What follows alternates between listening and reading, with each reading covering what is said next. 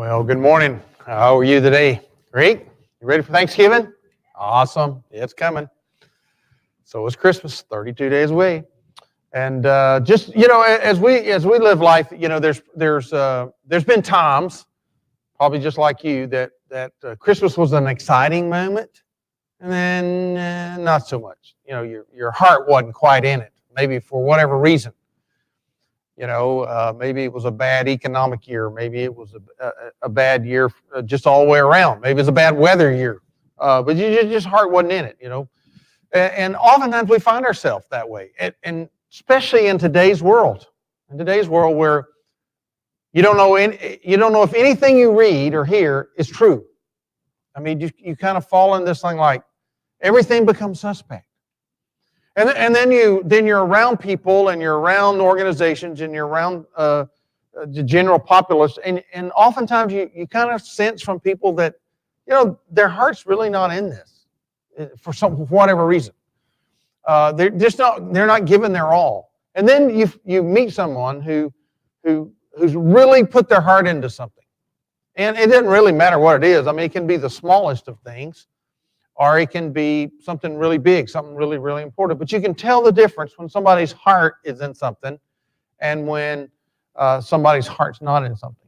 You can also tell, of course, when somebody has thought things through and when people haven't thought things through. And, we've probably been guilty of both of those. Our heart wasn't in it and our brain wasn't in it. And then there's times when our heart's in it and our thinking's not in it. And there's times when our thinking's in it, but our heart's not in it, right? And so we try to get through life living that way. Well, that was very true of what happened in the life of Jesus, and especially give us the concept of idea of how Jesus experienced life every day. Oftentimes, as Jesus had begun to try to do good for people, he got misinterpreted. They looked at it as he was trying to do something else. And then sometimes when Jesus was doing things, people didn't like it because it made them look bad. And we live in a world like that today even. And so Jesus oftentimes found himself in this quandary between people who were trying to trap him and people who were that he was trying to bless. And so one day, the Bible tells us that one of the lawyers of the time asked Jesus this real important question. He said, "Well, let's just try this on. What's the greatest commandment of the law?" Because Jesus had kind of thwarted everybody else. And Jesus responded in Matthew 22:37. He said to them, well, the greatest commandment is to love God with all your heart and with all your soul and with all your mind. He said, that's the greatest one. And the second one is to love your neighbor as yourself. On all of this hangs the law and the prophets. And it kind of quieted everybody because they couldn't say anything. Couldn't say anything because they knew the ultimate fulfillment of those actually fulfilled all the 10. And so Jesus kind of put them in a place in life. Well, that concept came out of course, what God had been writing for centuries to mankind. God had wrote a book that we call today the Bible, and in writing that, he began to tell man, well, how do you live and love God with all your heart? And then how do you love God, or how do you live life with smarts? Because the Bible tells us that it's not only loving God with our heart, but it's also the transformation of our mind. We have to change the way we think, because we live in a world that has so corrupted us and so dwarfed us that we struggle to think right and then to love right. And so we're going to spend the next few weeks talking about how do you live life with heart and smart from two very famous people in the Bible. Matter of fact, one of them earned the title a man after God's own heart. And he wrote a lot about your heart. He wrote a lot about how do you have a relationship with God? How do you love God?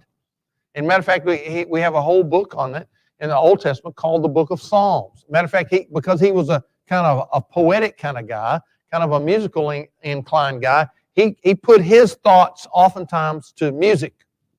And he wrote them in such a way that it helps us understand what it means to have a heart for God. And then he had a son, And that son also earned a title in the Bible as being the smartest man, the wisest man that ever lived. And he wrote a book too. Matter of fact, he wrote several books, but he wrote a book that's all about how do you apply your mind, your wisdom, your knowledge to being smart about living life. And so one week we'll be in Proverbs and one week we'll be in Psalms as we talk about how do you live life with heart and smart. And how do you love God as the Bible tells us to love God with all your heart, with all your soul, with all your being. And you've probably gone through life in some of those stages as I talked about earlier. Smart, but no heart.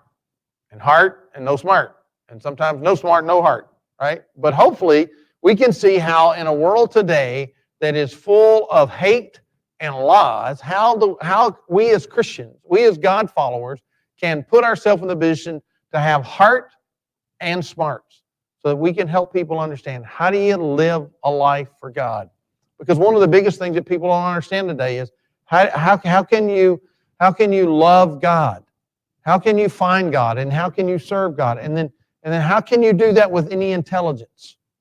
Because there's been a whole generation or two of people who've grown up thinking that the Bible's wrong and God's wrong and there's all these inaccuracies and God's just a figment of imagination off up there somewhere and there really is no God. And then other people who have said, well, I love God and their life turned out wrong and all kinds of things and therefore it's not an example. We live in a world that's what they see.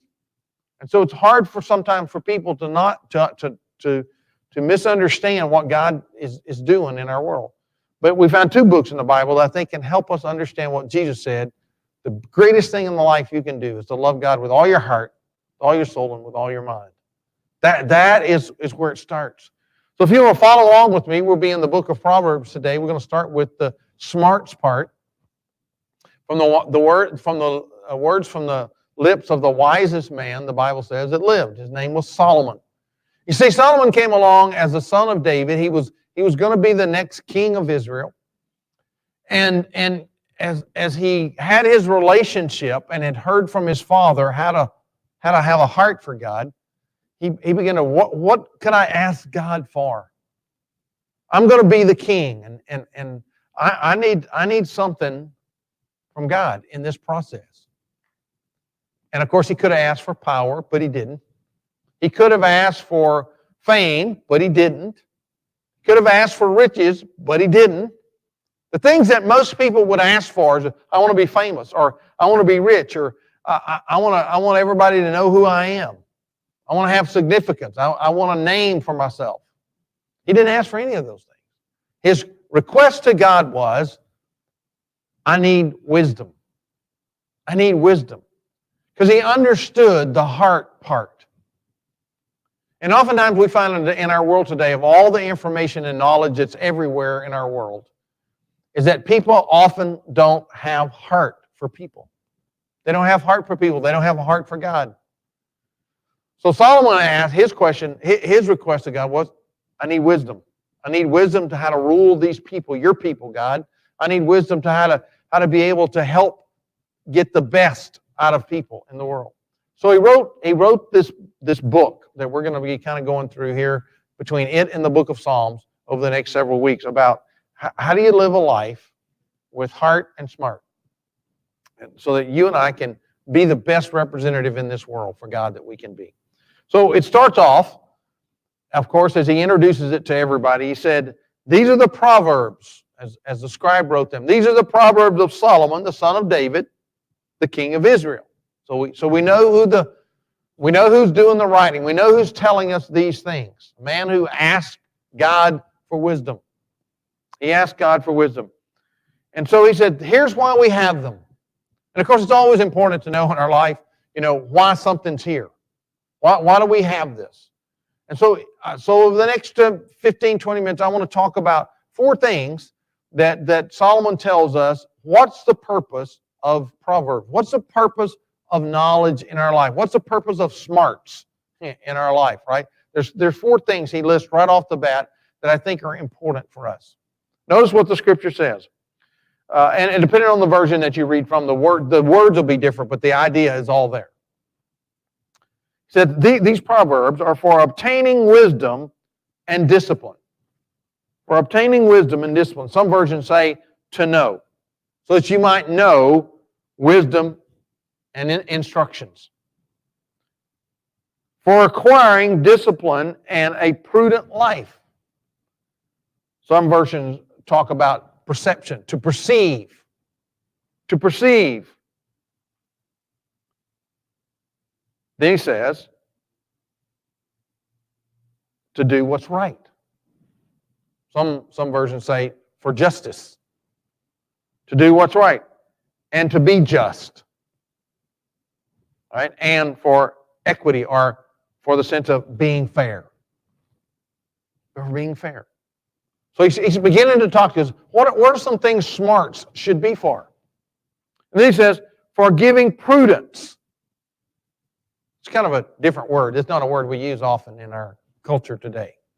There's a reason, I think, we don't use that word today. We'll talk about that. For prudence to the simple. For knowledge and discretion to the young. And let the wise listen and add to their learning. And let the discerning get guidance. For understanding of proverbs and parables. For sayings and the riddles of the wise. The fear of the Lord is the beginning of knowledge, but fools despise wisdom and discipline. So there's 4 things that Solomon wants to share with us about the smarts of life. What are we supposed to do with it? Now, there's a saying in our world today that says, knowledge is power, but knowledge is really not power. Just because you know something doesn't mean anything. You can just know about anything. Almost every day, and it seems like I get more irritated. The older I get, the more irritated I get over this thing. Because people will ask me a question, and I'll be like, my first response now is, did you Google it? Did you Google it first? Before you ask, did you Google it? Because somebody has already answered this question. You should figure out, Google first, then ask. If you can't get Google to tell you. Now Google's getting so smart, you can just talk to your little thing in your house and ask Google, and it'll tell you. Every morning, my ritual is, hey Google, what's the forecast today? And it'll tell me. Well, what's the forecast for the next 5 days? And it'll tell me. You see, we live in a world today where knowledge is everywhere. It abounds. You can know just about anything. One of our grandsons, we take him to school, and so he comes early, and he and I will get into a contest. We try to trick Google, and he's real into dinosaurs. So he's always asking these dinosaur questions to see if he can get Google to mess up. And but the thing is, knowledge is everywhere. It can be found, but knowledge is not power anymore. Knowledge is not power. And Solomon's going to tell us, knowledge is not just the answer, but some people think it is. If I just have the answer, if I'm just smart, if I just get educated, if I just do this, if I just do that, then I'm going to be the smartest person in the room. But that's not true. Solomon's going to tell us, being smart's not the answer. Just to know, to know. He's going to give us some application to that. So here's what he says to us about being smart. The first thing he says is that having this information, having knowledge, is for the fact of wisdom. Now, wisdom is knowledge in action. Wisdom is knowing something and doing something with it. See, your life and my life, we have learned things since the moment we came into the world. Our little brain, with all its senses, began to pick up all this information and storing it, and putting it in file folders in our mind. And yet, how many times have we said, I can't quite remember that, or I forgot. I know that, right? And reality is it's there. You just can't find it. You just can't find the file folder. But the thing that we do know is things that you use, knowledge that you take and put into action, you don't have any problem remembering it. You can pull it up. Like if you write your name very often, you can do it without thinking about it. If you're a teacher, you can teach the information you know. You can get up and talk about it anytime, anywhere, because you know it, because you've been using it. But try to recall something that you haven't used in quite some time, your brain's pretty fuzzy. See, knowledge without action is not wisdom. It's not wisdom. So Solomon tells us, he said, what you need to understand is just having information isn't enough. We live in a world today where there's information everywhere, and most of it we come to realize is not true. It's false. It's about a little bit true and a lot false, right? We hear things all the time. We hear people put stories out all the time, and you come to find out, well, that wasn't true at all. It wasn't true at all. And then we come to be very skeptic, and we come to become cynical and say, well, I don't know what to believe at all anymore. That's exactly where the devil wants people. That's exactly where the enemy wants people, is to say, well, I don't know if I can believe that or not. I don't know if it's true. And Solomon says, I'm going to give you some truths that will help you understand how to be smart, how to live life and be smart. So the first thing he says is you need to get wisdom. That is applied knowledge, things that you know that are wise but work, right? That's the first thing he says. And then he tells to us, he says, and you need to get discipline. One version uses the word instructions. Instructions. Now, one of those people have been blessed that most of the time I don't need the instruction manual. Matter of fact, that's kind of gets thrown to the side first rattle out of the box. But Levon will tell you along the way, there's been a few times that it was like, what are those things in the floor? Where do those go? That's just left over. Now we don't need them. And then later we find out, oh yeah, that's where that went, right? Because there's sometimes we have to understand there are instructions that we need to follow.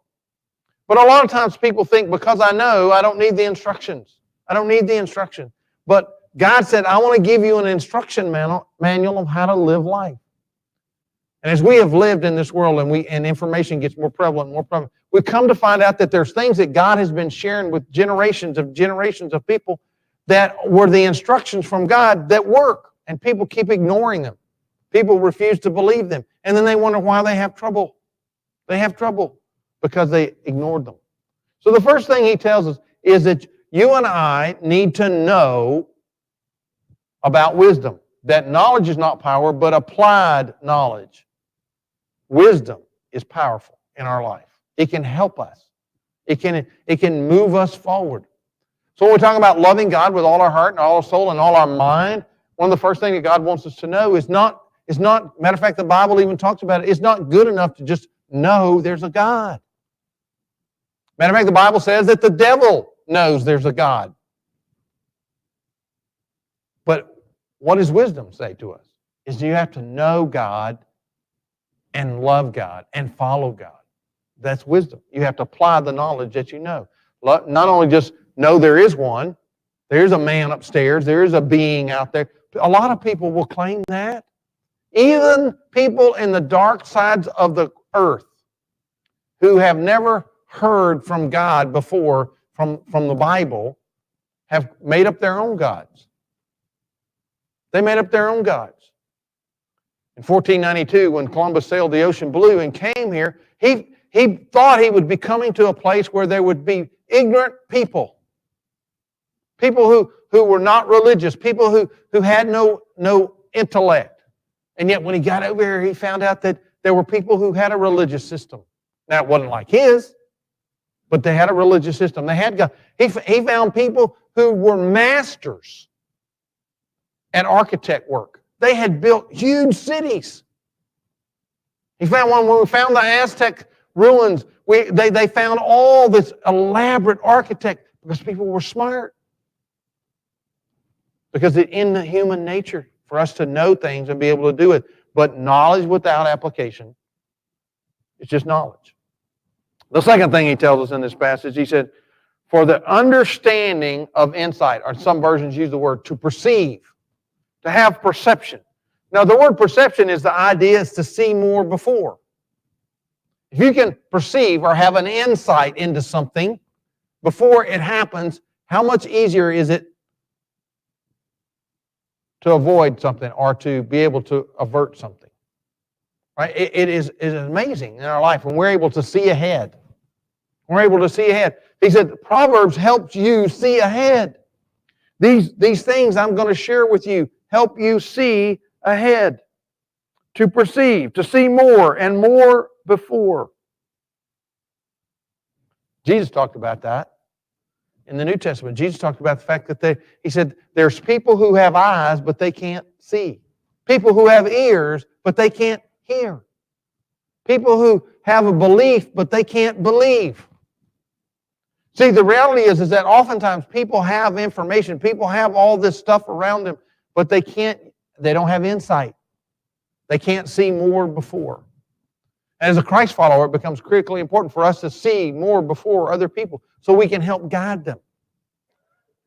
When Lewis and Clark began to take their trek to discover the west, what we know of the West Coast, that ocean that they believed was on the other side of the United States, as they led this exploratory group of people to search and blaze a new trail, they oftentimes had to see more before. They had to understand what's going to happen. As they began to realize that there's mountains between us and where we think we're supposed to go, they had to figure out, how do we get over those mountains? And they had to blaze a trail over the mountains. When they had to cross the desert, they had to realize that the barren parts of our United States, they had to realize they had to see more and more before. But oftentimes people, just because we have information, just because you can read the map, doesn't mean you can see more before. Right? And so we live in a world today that they have the map, but they can't see more before. They can't perceive because they're not applying the wisdom. They're not applying knowledge. They're just living in the moment. Jesus, the Bible tells us, Solomon relates this to us. He says, we're giving you this wisdom so that you can see more and more before, so that you can perceive, that you can have insight. Then the next thing he tells us in this passage, the third element in this passage, he says to us, is to acquire a disciplined and prudent life. To receive. One version uses the word to receive. To receive. You know, there's a lot of things that lay around in our life, and there's probably a lot of things that people have had conversations with us and tried to help us and tried to give us direction. When we're in school, our teachers tried to help us. And if we had an employer, they tried to help us. But it all comes down to you receiving the information, you receiving the wisdom. Just because somebody knows it and tells you doesn't mean that you're able to do anything with it. And the proverb writer says, Solomon says, for you to be wise and you to get to be the person you need to be, you have to receive it. That is, you have to take it in. You have to put it in the account. You know, the idea of somebody can give you $100 and you can put it in your pocket and never spend it, right? But you took it and you put it in your pocket. The same idea is applied here. He says it can be out there, but you have to receive it. And notice the things he says. Why would you need to receive wisdom? Because there's 4 areas in life that we constantly have to deal with people. Always. Notice what he says these are. He says, being able to live the idea of being prudent. Okay, the idea of prudent is something that we're going to look at in just a moment, but just keep that there. Okay, hold that thought because we're going to come back to it. But he talks about the fact that you and I have to receive this discipline. In other words, when we do something over and over again, and we get disciplined at it, in other words, we get good at it, it's important. It's important to our livelihood. It's important to parenting. It's important to life. It's important to skills. It's important to a lot of areas of getting good at something. And humans, we're designed, we live life that way. Imagine if we were that we weren't good at anything. Well, I mean, every time we got in the car, we had to go, okay, how do you do this? Every time we were to want to go to cook a meal, we'd go, how do you do, what do you do first? Every time we wanted to walk, we'd like, what do I do next?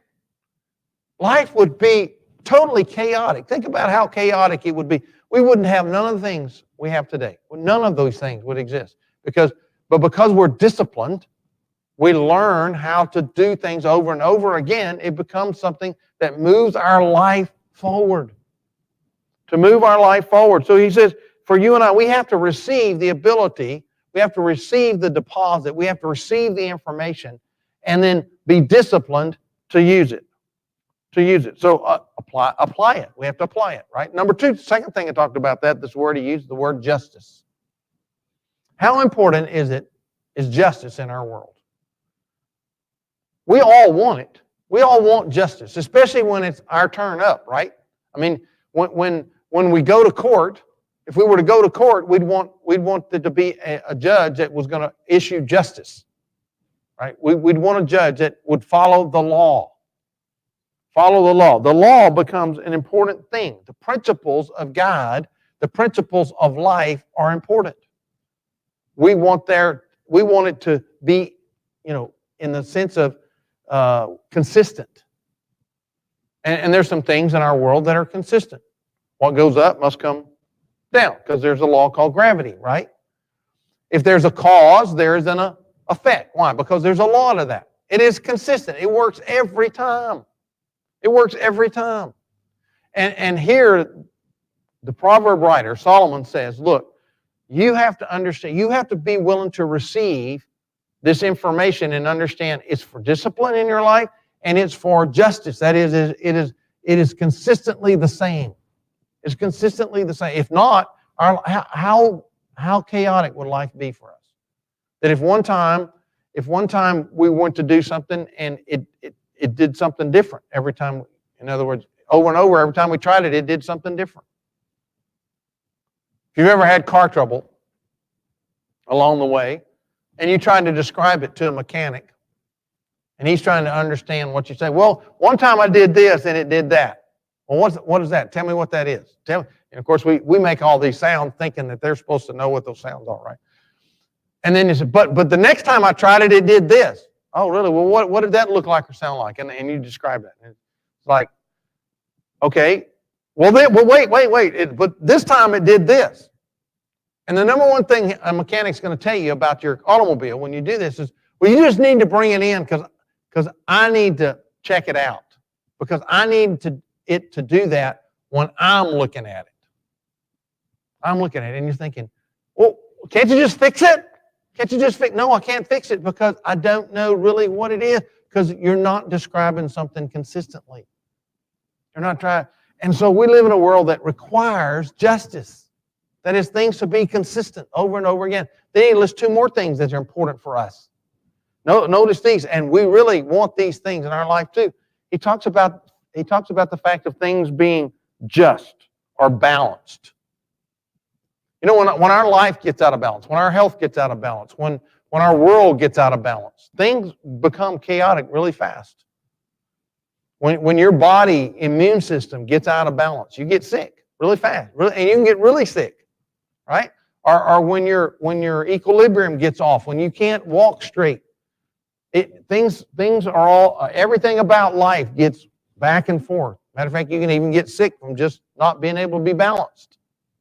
And your equilibrium be off. We need life to be balanced. God even designed it that way. Remember, even one of the Big 10, God said, well, 6 days you can work, but one day you need to rest. And scientifically, we know that to be true, that your body has to have rest. One of the most empowering things in your life is sleeping. It's rest, the right amount of rest. It's so important. God said things have to be balanced. You need to understand what balance is. And then the fourth thing about that, he said, is things have to be fair. That is, equality has to exist. Things have to be fair. Things can't be unfair. In other words, we can't have one rule for one thing and one rule for something else. We want fairness in our life. We want to be treated fair. We want to be given a chance. He said, you have to learn that. You have to learn that is a wisdom that gets applied.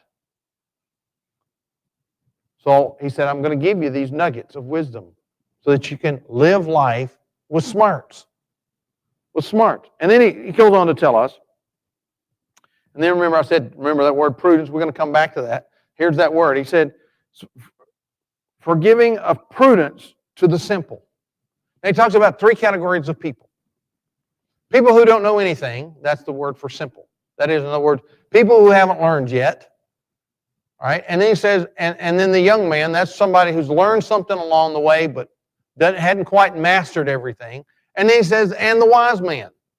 And the wise person, the person who's kind of got it all figured out. And the idea of prudence is, from the definition of the dictionary, is skill at good judgment in the use of resources. Skill of good judgment in the use of resources.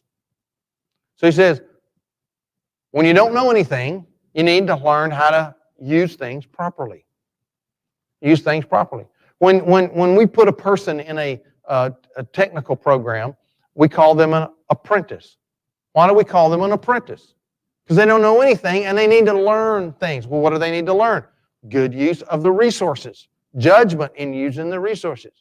You know, when I grew up in the construction business, you know, everybody starts out not knowing, you know, things, and you learn how to do things.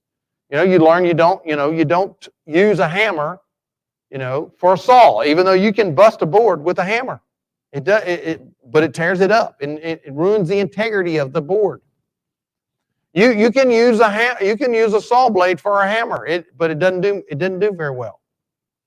There's all these things. You have to learn how to apply what's necessary of the resources. So he said everybody has to learn prudence.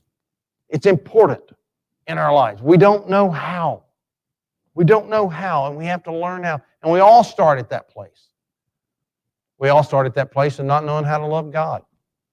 Many people grow up and don't understand the love of God. They don't understand. How do you go about loving God? And they begin to try to do things to make God love them, because in a sense, in the human world, it kind of works. You know, if you feed your dog and you keep doing that and you're kind to your dog and you pet your dog will love you. Right? They'll treat you well. But quit feeding the dog and start treating the dog mean, and let the neighbor start feeding the dog, and suddenly your dog, that's been your lifelong pal and friend, now loves the neighbor. It doesn't love you anymore. Because of the practice of what we're talking about here, of the very fact that using a resource, being prudent. You have to learn. We have to learn some things along the way. But then he talks to the second person, the people who have learned things but want to get better. They want to learn things and they want to get better. And that is so important for us. In loving God, we have to learn God loves us. And that's often hard for human beings, especially if they've been in bad human relationships and in bad places in the world, and had bad experiences happen to them, because they equate God to a person, because He is a person. And so they relate that to that, and therefore they have a hard time understanding how God and them can have a relationship. How could God love me because I've done blank? Because if I did that to somebody else, they wouldn't love me. It makes common sense, but it's not how it works with God. So we have to learn and show people how to love God. But then when they get a little taste of that, we have to help them improve their relationship with God. And he talks about that from the position of a young person. You know, the things that happen, a little bit of experience goes a long ways. But it begins to help them grow that relationship. And then he says the wise person, the person who's learned, they still need to know best how to use resources in their life. Even when we think we've arrived, we have to learn more. The same true. People can go to church for years. People can, be around Christian people. People can be in a Christian nation. They can be in a Christian environment. It's not like osmosis. It doesn't just transfer over. Because it's a personal thing. And they have to learn how to apply that in their life to have this right resource and use the right resources that God has given us. So he said this becomes important. This becomes important to living life. How to be smart and how to have heart. How to have heart.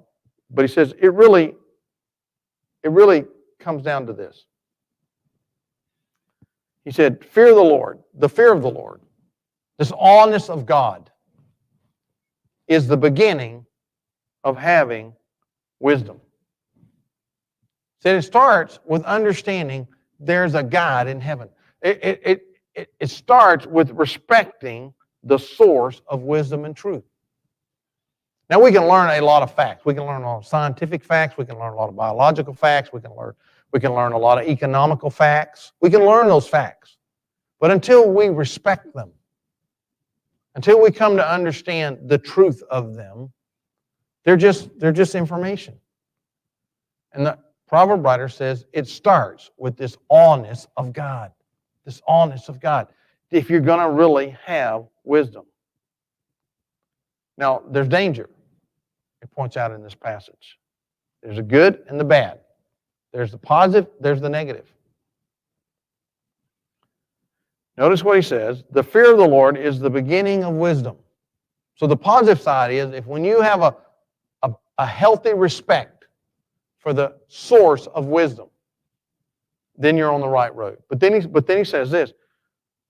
But fools, that is, people who say there is no God, people who don't want to have respect toward God, despise wisdom. The word despise there is shun. They shun. They push it back. They consider it untrustworthy. If you've ever had something happen with someone or a company or a product, and somebody says, "Oh, you should buy that," or you should listen to them, or oh, you should do this, oh, you should do that, and you've had a bad experience, what do you say? Well, I don't trust it. I had a bad experience with that. So you shun it. You shun it. He says they shun wisdom, that is the application of something that they should know, and discipline, and that is the practice of that. So when we look in the world and we begin to understand how does people struggle in the world today with loving God and the good things that God wants to do for them, and then turning away from God. Because in some ways and many times they've had a bad experience with God because of our experience with God. Because of an experience with us. And we have to look at that and go, wait a minute, because I'm not living out the applied truths of God, people have a bad experience. They have a struggle with God because of me. Because of me. Because I'm not living out the discipline of wisdom in my life, the applied wisdom in my life. So when we begin this series, next week we'll be talking about how we live life with the heart. That is how we grow our heart toward God, from David, the man after God's own heart. And here we hear from the wisdom. How do we apply the things that we know? Because it's easy to know stuff in today's world.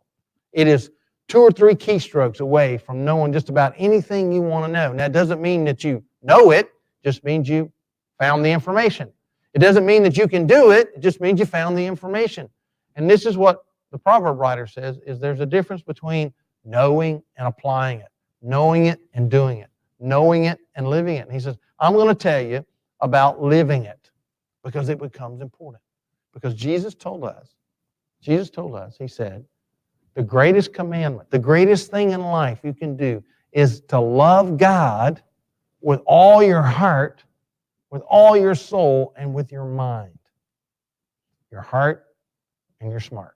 How do we live in a world today that is totally messed up on those 2 things, heart and smart? We're going to, hopefully, over this series, we're going to find out. But it starts today with us understanding. It begins with an awness of God. That God looks at us and says, look, I'm going to give you this so you can live life to its fullest. And have a heart and be smart. Let's talk to God about that this morning. God, thank you that you love us. Thank you that your word is true and speaks to us. And you don't cut any corners. You communicate to us that we have to have wisdom. It can't just be information about you and who you are. So God, help us today as we take the words of Solomon and realize whether we're simple and we don't know, or whether we're just getting, like the young man, just getting started, or God, if we've been around this a while and we just kind of take some of it for granted. But God, help us to apply this to our life, these words that we're going to hear from the smartest man in the world, and from a man who you said is after your own heart. God, help us to both have a heart for you and to use our mind for you as we learn, as we present your person, who you are to the world in the person of Jesus Christ. God, help us today. Forgive us, God, where we not loved you with all of our heart. Forgive us, God, when we've ignored the wisdom that you've given us, or we've not been smart. Forgive us of that. We pray this in the strong and mighty name of Jesus. Amen.